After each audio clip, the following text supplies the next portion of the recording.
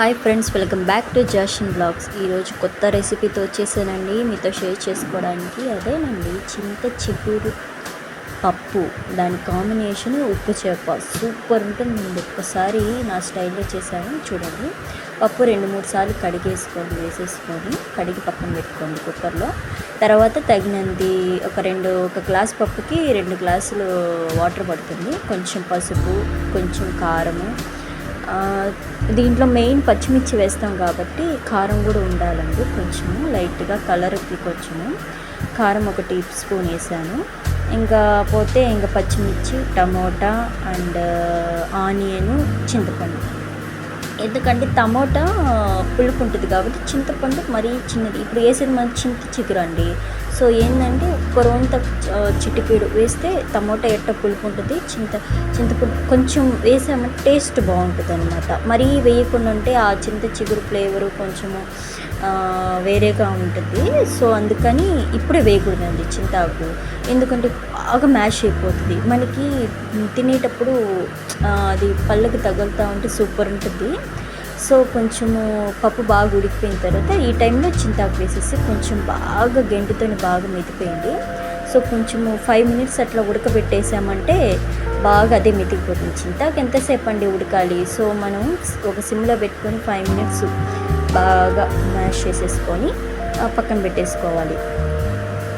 Mash చేసుకొని ఒక సిమ్లో పెట్టేసుకోండి. తర్వాత ఏంటంటే తాలింపుకి రెడీ చేద్దాం. ఇట్లా రోట్లో వెల్లుల్లి దంచి తాలింపు వేస్తే సూపర్ ఉంటుందండి, ఒకసారి ట్రై చేయండి. నెక్స్ట్ ఏంటంటే చూడండి, పప్పు బాగా ఉడికిపోయింది కదా, దాంట్లో ఇంకా కొంచెం టేస్ట్కి సరిపడంత సాల్ట్ వేసుకొని పప్పు గుత్తితో బాగా మ్యాష్ చేసేసుకోండి.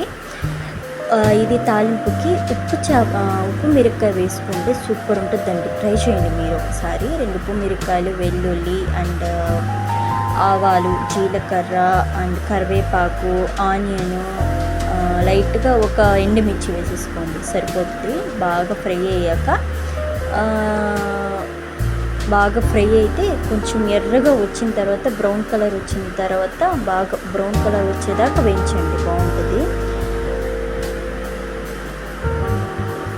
ఎండుమిర్చి ఒకటి వేసుకోండి, బాగా ఫ్రై చేసేసుకోండి దాన్ని.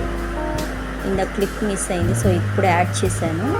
ఇంకెంతే, పప్పు దాంట్లో వేసేసుకోవడమే. ఇంక ఉప్పు చేప బాగా ఉప్పు చేప కడిగేసుకొని తర్వాత నూనెలు వేసుకొని బాండల నూనెలు వేసుకొని ఉప్పు చేప వేసేసుకోవడమే. అవి కొంచెం బాగా వేగాక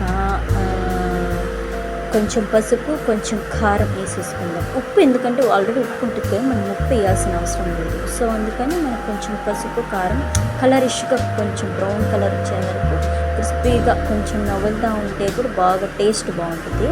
ఈ కాంబినేషన్ ఒకసారి ట్రై చేయండి, సూపర్ ఉంటుంది.